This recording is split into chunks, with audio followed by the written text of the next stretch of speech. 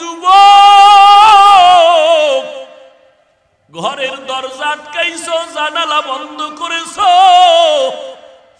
মাও দেখে না, বাবায় দেখে না, ভাই বোনেরা কেউ দেখে না, আমার মাওলায় দেখেন তুমি কি করিয়া রাত কাটাইতেছো রে যুবক। পাও দুইটা যদি আগাইয়া দাও, আমি পায়ে হাত রেখে বলবো রে বাবা ফেরো। আমার মাওলার আযাবের কি তুমি ছোট মনে করেছো? দুনিয়ার আদালতে গিয়ে আসামি কান্নায় পাগল পারা হয়ে যায়, শাস্তি সইতে পারে না। আমার মাওলার শাস্তি তুমি দুর্বল মনে করিও না।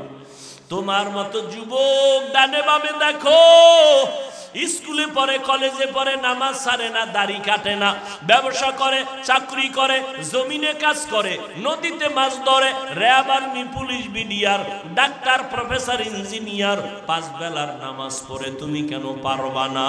ও আল্লাহর বান্দারা, ফেরাউনের আসিয়া ডাক দিয়া কয়, আমি তোমাকে খোদা কানে কানেও বলতে পারবো না। ফেরাউন শেষ বলে, আমি তোমারে ফাঁসির মঞ্চে শুলিবিদ্ধ করব। আসিয়া ডাক দিয়া কয়, আমারে ভয় দেখাইও না, আমি কল্লা দিতে পারি, মাওলাকে ছাড়তে পারি না। এরে আম্মা জানেরা, আমার মাওলাকে এখনো কেন চিনো না? আমার মাওলা যে কেমন দয়ার মালিক। ফেরাউন যখন রশি বেঁধে আসিয়াকে শুলিবিদ্ধ করে ফাঁসিতে ঝুলায়া মারবে, আসিয়া চোখের পানি ছেড়ে কান্না করতেছে। রাস্তার পার্শ্ব দিয়া মুসা নবী হাইটা যায়। ও নবী মুসা, আমার এখন শেষ বিদায়ের সময়, একটু বলবেন আমার মাওলা আমার উপরে খুশি নাকি বেজার? মুসা নবী ডাক দিয়া কয়, আসিয়া, আমার দয়ার মালিক তোমার উপরে এখন খুশি। আসিয়া আর দেরি না করে দুটো হাত আসমানে তুলিয়া কয়, ক্বালা রব্বি বিনিলি ইনদাকা বাইতান ফিল জান্নাহ। ও দয়ার মালিক, আমি একটা সরকার, রাষ্ট্রপ্রধান, এত বড় পরাশক্তি ফেরাউন বড় রাজা, এর স্ত্রী হইয়া আজকে আমার থাকার মতো জায়গা নাই। খানা থাকতো, আমার খানা বন্ধ, আমার ঘুমানোর জায়গা নাই। এই ফেরাউন আমারই কষ্ট দেয়। ও আল্লাহ, শুধু তোমার মোহাব্বতের কারণ, ও আল্লাহ, তোমার কাছে আমি আবদার জানাই, আমার জন্য তোমার পাশে একটা জান্নাতে আমার ঘরের ব্যবস্থা করিয়ে দিও। আসিয়া যখন কয়, আল্লাহ জান্নাতে একটা ঘর বানাইয়া দিও,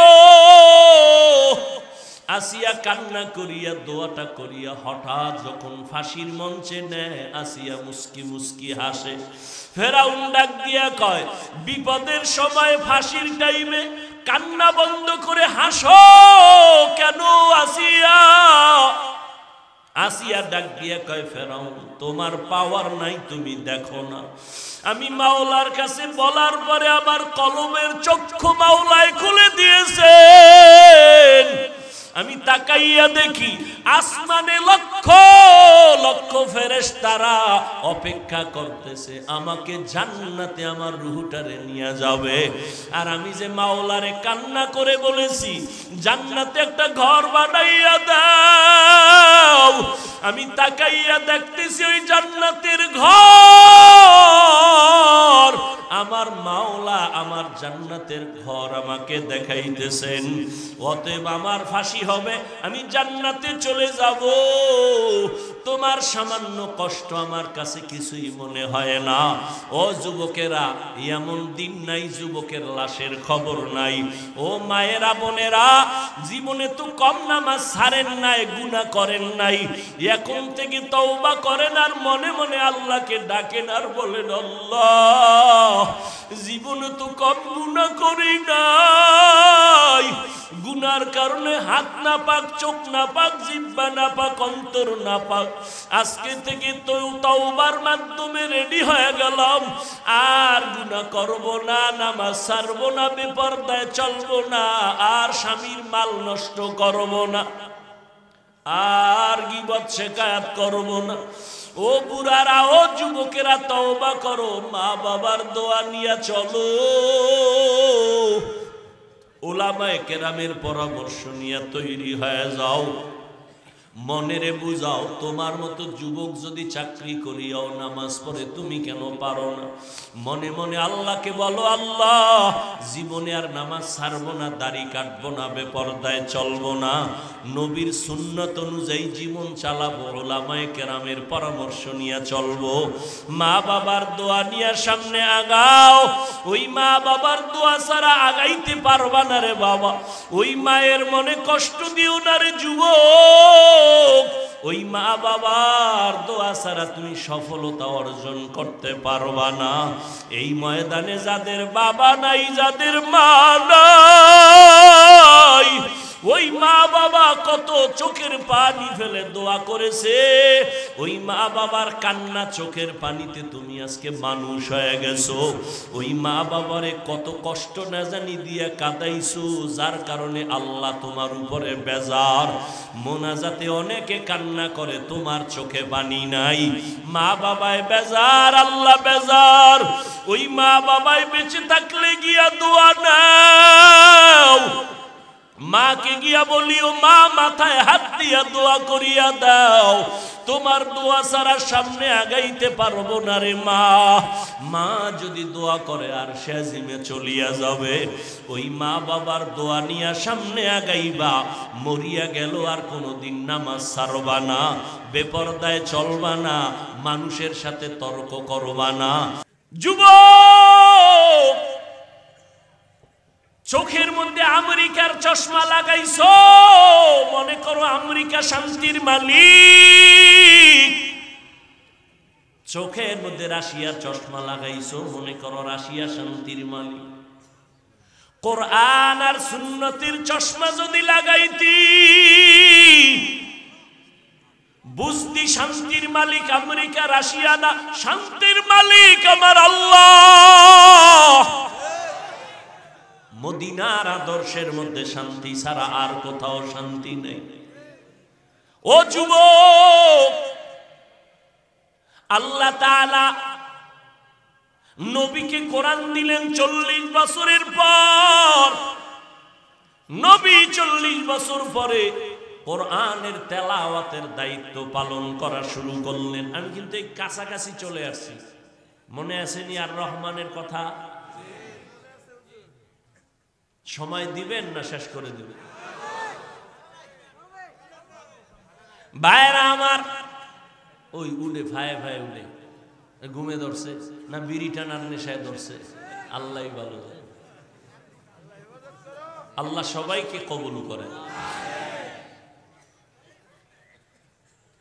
40 বছর পর্যন্ত নবী কোনদিন কালেমার কথা বলেন না, রোজার কথা বলেন না, দাওয়াতের কথা বলেন না, নামাজের কথা বলেন না। খুব খেয়াল, আমি এখন আয়াতের মধ্যে ঢুকে মোটামুটি গুছাই ফেলবো, খুব খেয়াল করেন। 40 বছর নবী কোনো দাওয়াতের কাজ করেন না। 40 বছর পরে আল্লাহ কোরআন অবতীর্ণের সূচনা করলেন। নবী এবার দাওয়াতে নেমে গেলেন। দাওয়াতের প্রথম দায়িত্ব কোরআনের তেলাওয়াত। প্রশ্ন বড় জটিল, 40 বছর যেই নবীর হায়াত, সে কি শিশু? সে তো বিশ্ব নবী, তার মেধা কত? এই 40 বছরে কোনো দাওয়াতের কামই করলেন না। করলেন কি বলবো? এই বিষয়ে বয়ান লইছিলাম আমগো কুয়াকাটা, 3.5 ঘন্টায় শেষ করতে পারিনি।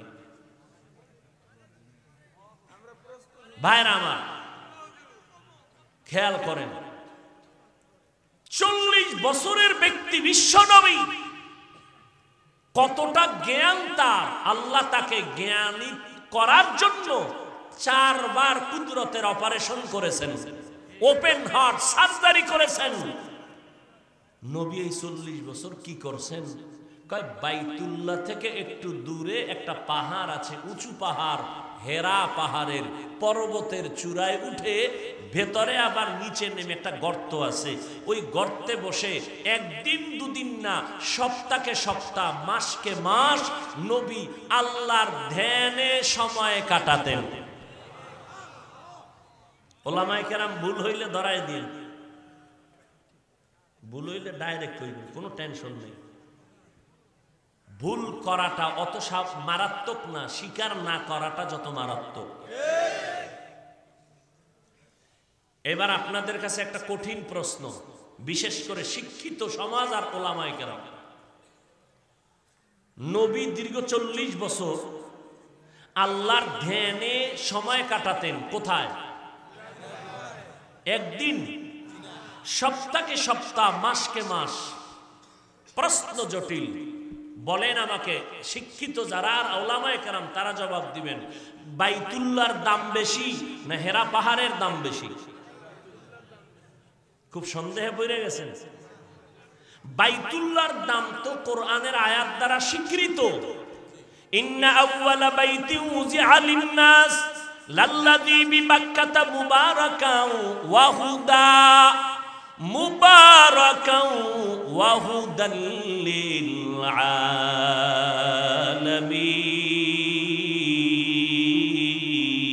আলামিন। এই যুবক, বাসায় যাবি, জুতা গুছাইতে আছো, ব্যাপারটা কি? আর একদিকে চাই। আল্লাহ সবাইকে কবুল করো। কথা কইতেছি তোদের দিকে তাকায়, তোরা গুছাইতেছো জুতা, নিজের ডানেও না আর একজনের ডানে। আল্লাহ সবাইকে কবুল করো। আল্লাহ বলেন, জমিন বানাইয়া বাসিন্দা পাঠাবার আগে আমি একটা প্রথম ঘর বানাইলাম। এই ঘরটা ইবাদতের ঘর, এটা হেদায়েতের ঘর, বসবাসের ঘর না। নাম কি? বাইতুল্লাহ, হেদায়েতের ঘর। বসবাসের ঘর কেন বানান নাই? কয় পৃথিবী নামক গ্রহের চিফ গেস্ট মানুষ। মানুষ আসবে ইবাদতের জন্য, বসবাসের জন্য না। মানুষ জমিনে করবে ইবাদত, বসবাস করবে জান্নাত। এইবার জবাব দিয়েন। প্রশ্নের জবাবটা ক্লিয়ারেন্স ভালো করে পাই নাই। আবার প্রশ্ন, বাইতুল্লাহর দাম বেশি না হেরা পাহাড়ের দাম বেশি? সবাই একমত? প্রশ্নটা রেখে গেলাম, জবাব আজকে দিব না। ওলামায়ে কেরাম তো মোটামুটি জানবেন। প্রশ্ন রেখে গেলাম, জবাবটা বিবেক দিয়ে বের করবেন। যেই বাইতুল্লাহর দাম কোরআনের আয়াত দ্বারা স্বীকৃত, যেই বাইতুল্লাহর দিকে তাকায়া থাকবে, ঢাকা জাতীয় মসজিদের দিকে তাকাইলে একটা নেক লেখা হবে না। আর আল্লাহর ঘর বাইতুল্লাহর দিকে শুধু তাকায়া থাকবে, অনবরত আমলনামায়ে সওয়াব। যেই বাইতুল্লাহর নাম নিয়ে আল্লাহ কোরআনে শপথ করেছেন, ওয়াত-তিনি ওয়াজ-যাইতুন ওয়া তুরি সিনিন ওয়া হাযাল বালাদিল আমিন। বাইতুল্লাহর কসম, যেখানে 1 রাকাত নামাজ পড়লে 1 লক্ষ রাকাত নামাজের সওয়াব। সেই বাইতুল্লাহ ছেড়ে আমার দিনের নবী, বিশ্ব নবী দীর্ঘ 40 বছর, মাসকে মাস, সপ্তাহকে সপ্তাহ বাইতুল্লাহর আঙ্গিনায় নবী সময় না কাটাইয়া হেরা গুহায় কেন সময় কাটাইলেন? এই প্রশ্নের জবাব আমার দেশের ওলামায়ে কেরাম যদি সবাই জানতেন, তাহলে আল্লাহওয়ালা পীর মাশায়েখদের খানকার বিরুদ্ধে কোনো কথা বলতেন না।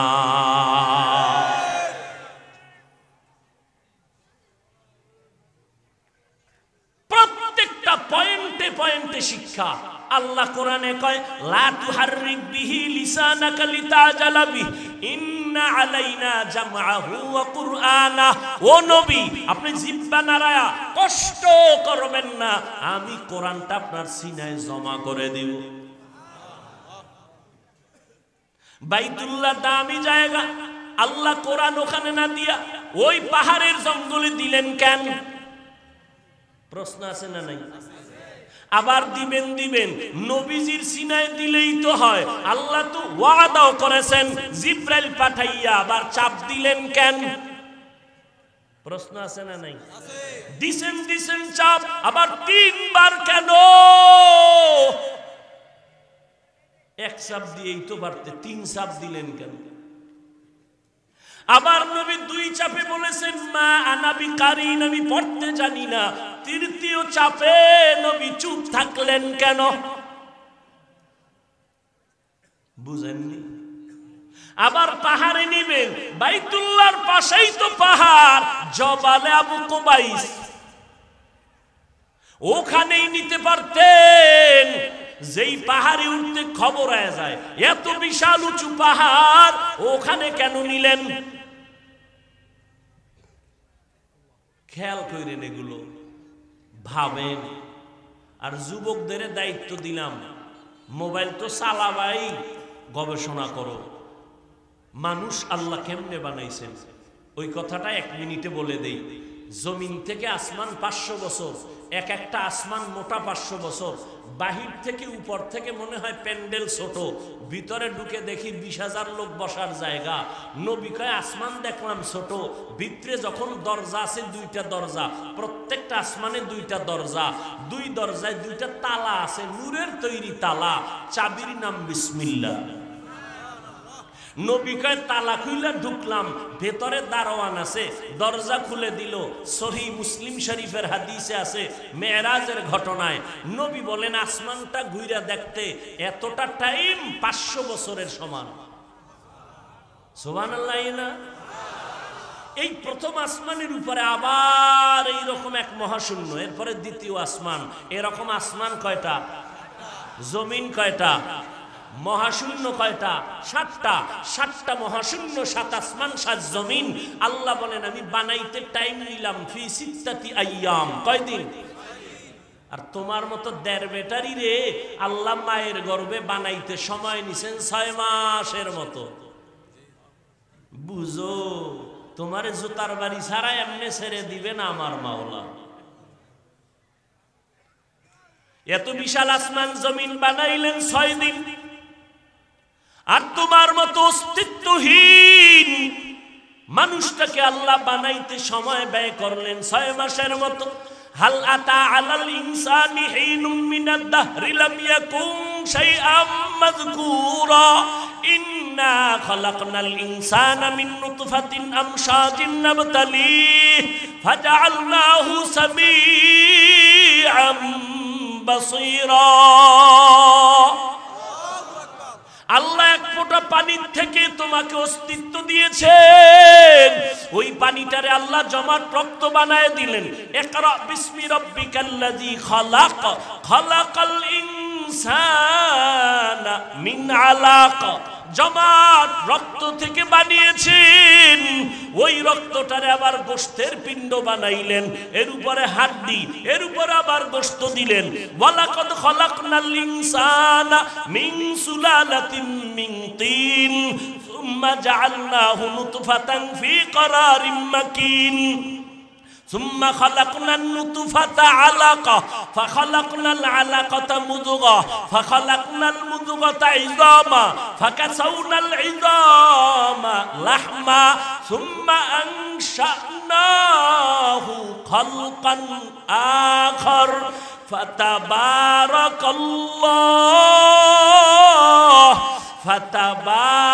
الله أحسن الخالقين।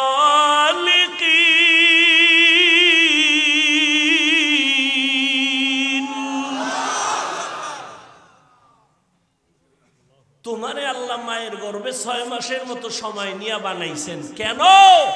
এত বিশাল আসমান জমিন বানাইতে সময় মাত্র 6 দিন। এই ছোট্ট একটা প্যান্ডেল বানাইছে, কি পরিমাণ খুঁটি আর বাঁশ দিছে, ডেকারটারওয়ালারা পারে না নাকের ডগায় খুলি টানায় দেয়। আর এত বিশাল 7টা আসমান, নিচের থেকেও কোনো খুঁটি নাই, উপর থেকে রশির কোনো টানা নাই। চিনো আমার আল্লাহকে, চিনো। ওয়াফি আনফুসিকুম আফালা তুবসিরুন, নিজের নিয়ে ভাবো। 100 টাকার ডাইস আছে না? ওখান থেকে যত কপি বের হবে সব এক ডিজাইন, 100 100 500 আর হবে না। 500 টাকার ডাইস থেকে যত কপি আসবে কোটি কোটি টাকা, 500 একই ডিজাইন হবে, ভিন্ন 1000-এর হবে না। আর আমার মাওলা কেমন কুদরতের মালিক, আদম নবী থেকে আজ পর্যন্ত কোটি কোটি হাজার কোটি মানুষ আল্লাহ বানাইছেন।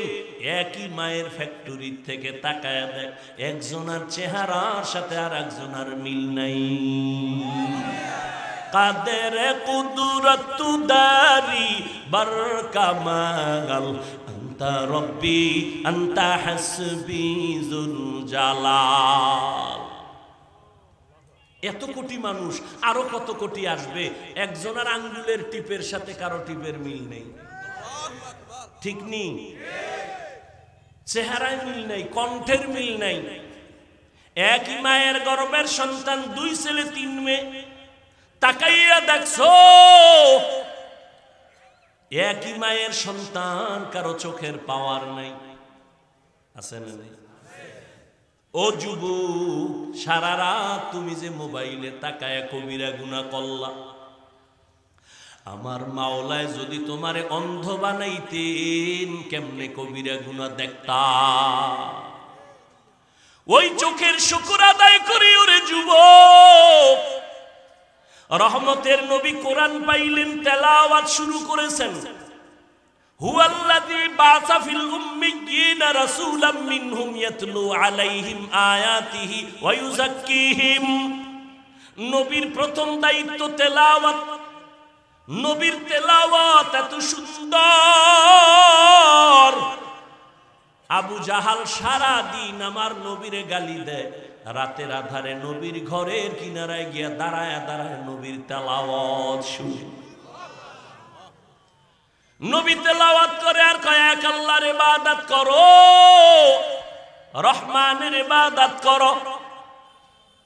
মুশরিক বেঈমানেরা কয়, ও আব্দুল্লাহর ছেলে, তুমি একবার কও আল্লাহর ইবাদত করব, আর একবার কও রহমানের ইবাদত করব, তো বলো আল্লাহ কয়জন? নবী কয় একজন। তাহলে বলো মানির রহমান, রহমান কে বলো? আল্লাহ। নবী কয় অপেক্ষা কর, আল্লাহ সূরায়ে রহমান দিয়ে কয়, নবী জানায় দেন আমি রহমানের পরিচয়। আর রহমান আল্লামাল কুরআন।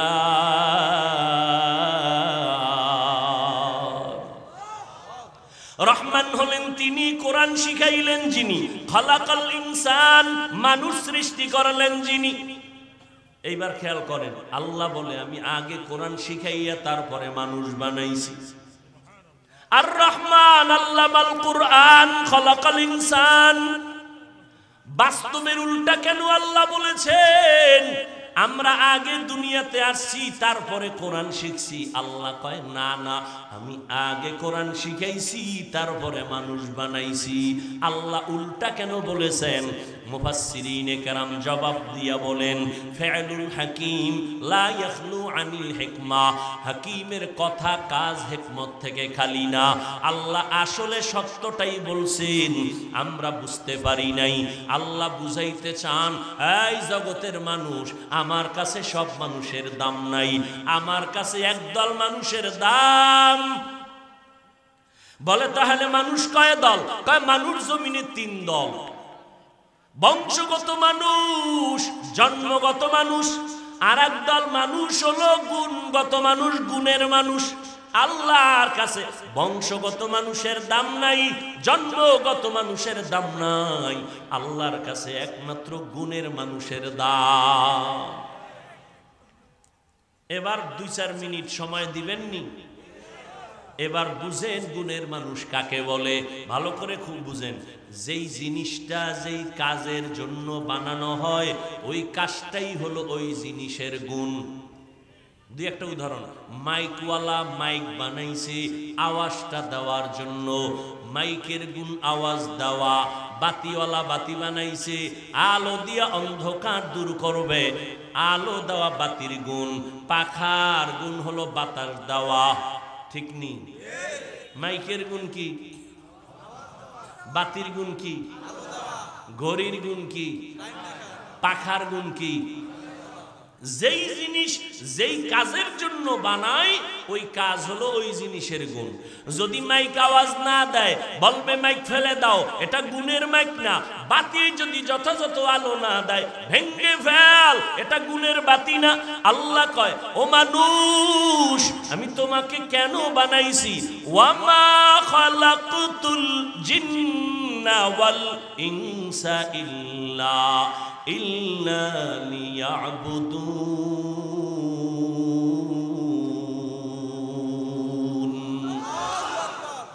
আল্লাহ বলেন আমি মানুষ বানাইছি ইবাদতের জন্য। কার ইবাদত? আল্লাহর ইবাদতের জন্য আল্লাহ মানুষ বানাইছেন। ইবাদত মানে সারা রাত তাসবিহ টানা না, সারা দিন রোজা রাখা না। ব্যবসা করবেন ইবাদত, লেখাপড়া করবেন ইবাদত, চাকরি করবেন ইবাদত, ঘুমাইবেন ইবাদত, নামাজ পড়বেন ইবাদত, কাউকে মোহাব্বত করবেন ইবাদত, কাউকে দুশমন মনে করবেন ইবাদত। দুইটা শর্তের বিনিময়, যা সন্তুষ্টির জন্য, আর দ্বিতীয় হলো রাসূলের তরিকায়। নবীর তরিকায় ব্যবসা করেন ইবাদত, নবীজির তরিকায় ঘুমাইবেন ইবাদত, নবীর তরিকায় কান্না করবেন ইবাদত, নবীর তরিকায় নামাজ পড়বেন ইবাদত। এরে আল্লাহর বান্দা নবীর তরিকায় করবেন। আল্লাহ কয় আমি মানুষ বানাইছি ইবাদতের জন্য। এবার আপনারা জবাব দেন মানুষের গুণের নাম কি? গুণের নাম কি মানুষের?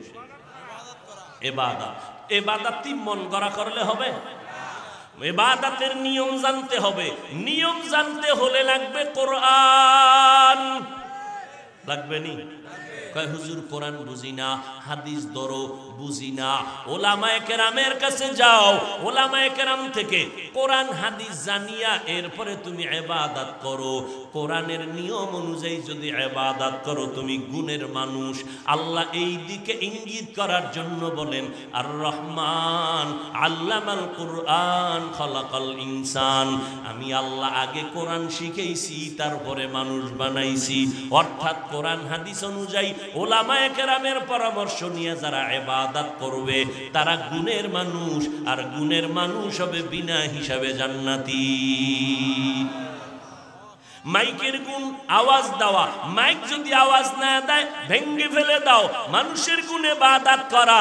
আল্লাহর বান্দা যদি ইবাদতের গুণটা না নিয়ে কবরে যাও আল্লাহ বলবে এটা গুণের মানুষ না, এটাকে জাহান্নামে ফেলে দাও, এটাকে ডাস্টবিনের মধ্যে ফেলে দাও, এটার মধ্যে মনুষ্যত্ব নাই, মানুষের গুণ নাই, জাহান্নামে ফেলে দিবে।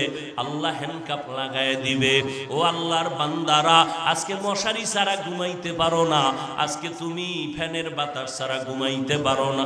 আল্লাহর বান্দা যদি গুনাহগার হইয়া কবরে যাও ইন্নাল আবরারা লাফি নাঈম ওয়া ইন্নাল ফুজ্জারা লাফি জাহিম। নেক আমলওয়ালারা জান্নাতের যাত্রী, গুনাহগার যারা তারা জাহান্নামের পথিক। আল্লাহ কয় আমি আল্লাহ পাক তওবার দরজা খুলে রাখলাম, তওবা করো। আমি আল্লাহ তোমার জিন্দেগীর সব গুনাহ একটা সেকেন্ডে মাফ করব যদি কান্না করে তওবা করো। ও যুবকেরা, ও পর্দার আড়ালের আম্মা জানেরা, ও বুড়া বাবাজিরা, কয়দিন আর দুনিয়ায় বাহাদুরি করবেন? আল্লাহ সন্তান দিবেন মানুষের মতো মানুষ বানায় যান। এরে আম্মা জানেরা, আপনারা আম্মা জান আয়েশা রাদিয়াল্লাহু আনহার মতো নারী, ফাতেমা রাদিয়াল্লাহু আনহার মতো নারী, আপনারা খাদিজা রাদিয়াল্লাহু আনহার মতো নারী, ইসমাঈল নবীর মা হাজেরা আলাইহিস সালামের মতো নারী, আপনারা ঈসা নবীর মা মারিয়াম আলাইহিস সালামের মতো নারী। বেঈমান ফেরাউন যে আল্লাহকে আল্লাহ মানে না, ওর ঘরে আল্লাহ জান্নাতি নারী বানাইলেন কারে? আসিয়া ফেরাউনের স্ত্রী। আল্লাহ তাকে এমন ভাবে কবুল করেছে, একদিন ফেরাউন পাশে দাঁড়ানো, আসিয়া দেখে নাই, জবান থেকে আমার আল্লাহর নাম বের হয়ে গেল। আসিয়ারে কয় এই আসিয়া কার নাম কইলা? কয় আল্লাহর নাম, আর গোপন রাইখা লাভ নাই।